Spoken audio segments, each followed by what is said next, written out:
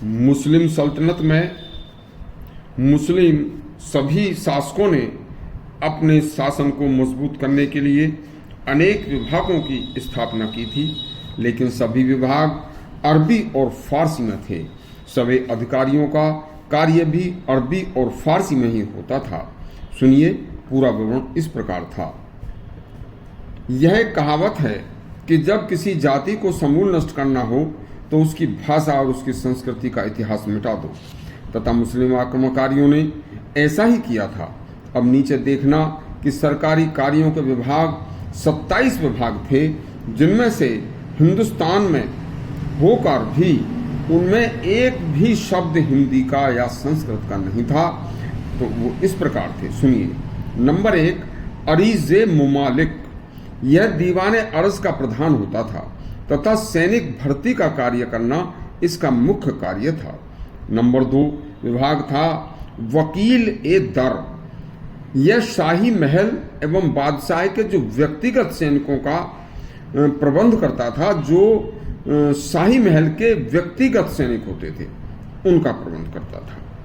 Number 3 अमीर बहर। जो जलमार्ग होते थे, चाहे नदियों के हों चाहे समुद्र के हों, यह विभाग उन जल मार्गों पर नियंत्रण व उनकी देखभाल करता था। नंबर 4 अमीर शिकार। यह बादशाह का जो शाही परिवार होता था, वह किस पशु या किस पक्षी का मांस खाएगा और ताजा मांस की व्यवस्था होनी चाहिए, इसका प्रबंध यह विभाग किया करता था। नंबर 5 दीवाने रियासत। बाजार में क्या हो रहा है उसकी देखभाल करने के लिए इस विभाग की व्यवस्था की गई थी। नंबर 6 बरबक।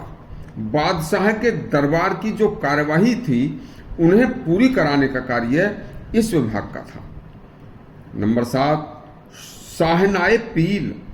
हाथियों की देखभाल करना व पूरे हस्तबल को नियंत्रण करना इस विभाग का कार्य था। हाथियों की सेना का उस जमाने में एक मुख्य कार्य होता था। हाथी सेना के मुख्य अंग होते थे। नंबर 8 खाजिन। राज्य की आमदनी को इकट्ठा करने का कार्य इस विभाग का था। नंबर 9 काजिल उल उलकजात। न्याय विभाग का यह प्रमुख था। इन काजियों को, इस विभाग के अधिकारियों को न्याय का पूरा अधिकार था। इसमें कोई दखलंदाजी नहीं कर सकता था। नंबर 10 इंशाए मुमालिक। जो बादशाह के खत तथा बादशाह के सभी समाचार आदि उसके अपने अधीन राजाओं व अपने अधीन मनसबदारों व जमींदारों को जो बात पहुंचानी होती थी, उन्हें अवगत कराना होता था, वह काम इंसाए मुमालिक का होता था। नंबर 11 अमीर हाजिब। यह अधिकारी दरबार में आने वालों को बादशाह से मिलवाता था। नंबर 12 बख्शिए फौज। यह अधिकारी फौज को उसकी वेतन, उसकी तनख्वाह की व्यवस्था करता था। नंबर 13 मुक्तौफिय मुमालिक। शाही सरकारी कर्मचारियों के जो खर्चे होते थे, यह विभाग उनके शाही कर्मचारियों की खर्चों की जांच करता था। नंबर 14 शाहनाए मंडी। बाजारों की देखभाल, बाट नाप तोल की जांच करना इस विभाग का मुख्य कार्य था।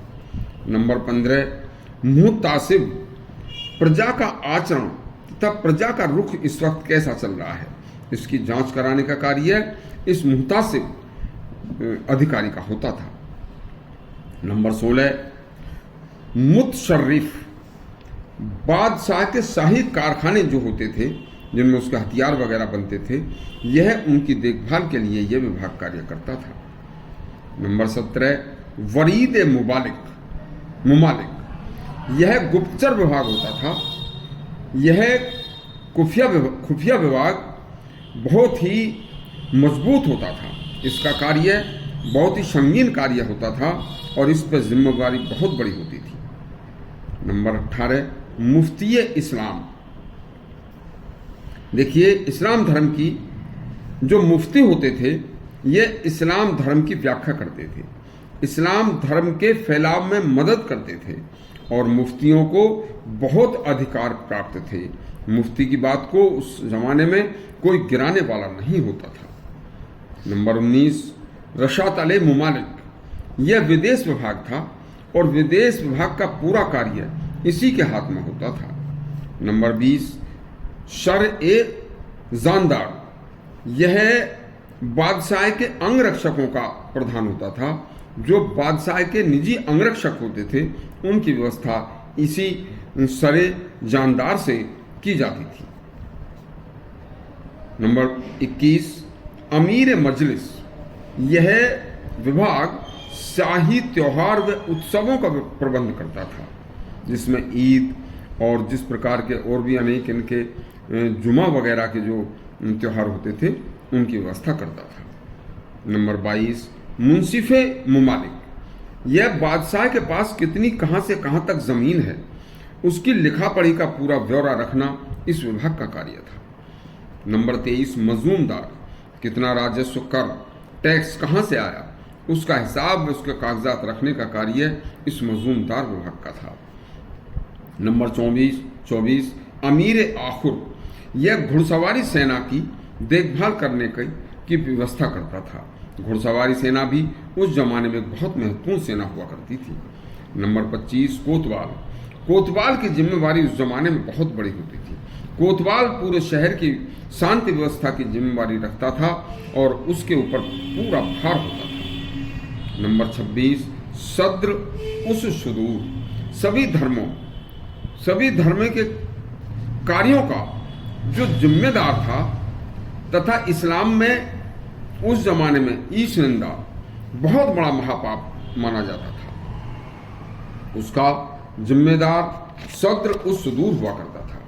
देखिए, हिंदुस्तान के सभी कार्य हिंदी और संस्कृत से हटाकर केवल और अरबी फारसी में होने शुरू हो गए थे। हिंदू लोगों की जबान से हिंदी संस्कृत को छीन लिया गया था और केवल अरबी और फारसी ही बोली जाती थी और पढ़ाई जाती थी। इस तरह के और भी इतिहास के सच्चे किस्से सुनने के लिए हमारा चैनल सब्सक्राइब करें और घंटी दबाएं। धन्यवाद।